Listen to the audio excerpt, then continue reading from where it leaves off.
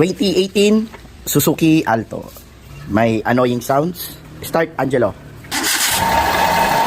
Yun. So, may maingay dito. Kahit patay ang aircon, may maingay pa rin.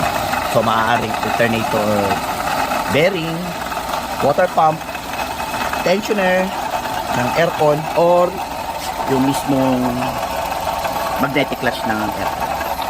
Ngayon, gagamit tayong stethoscope para pakinggan kung ano ang maingay. Check natin itong alternator.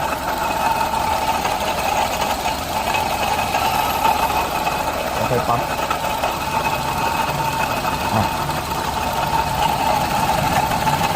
Mukhang nasa water pump. Mukhang nasa water pump ang ingay. Ito yung isa, intentioner.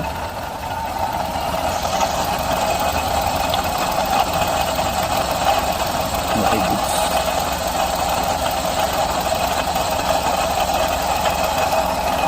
Ito may hawig. Ayan yung ingay. Water pump. Okay. So, dito, para makasiguro tayo, may suspect na tayo, water pump. Aalisin natin yung alternator and water pump drive belts. Tapos papanda rin ulit natin.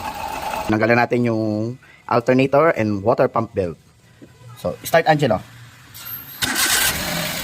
Nawala ang ingay. So, tama yung suspect natin, water pump. Kasi, yung ginamitan natin stethoscope, yung alternator, wala doon yung ingay. Kundi, nandito sa water pump. So, papalitan natin ito ng water pump ng Suzuki P1. So, nabaklas na natin lahat. So, kapag water pump ang i-access natin, so, tanggal din ang timing belt. Kaya ako, lagi ko sinasabi, pag water pump ang gagalawin, isabay na ang pagpalit ng timing belt. Ito yun, no? So, hindi mo maaalis ang water pump kung hindi aalisin ng timing belt. So, ito yung water pump.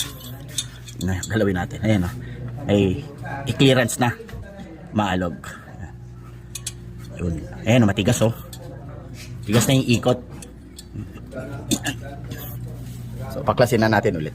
So, yan, ilalagay muna natin sa timing mark ang camshaft at ang crankshaft. Nilinisan muna natin bago ikabit. Yan. So, wala tayong gasket. Ang gagamitin lang natin ay Betagrip. Tinanggal natin yung lumang gasket dito nakadikit. Okay, nakabit na natin. So, ibabalik na natin yung timing belt. So, natapos na natin. Nabuo na rin. So, start.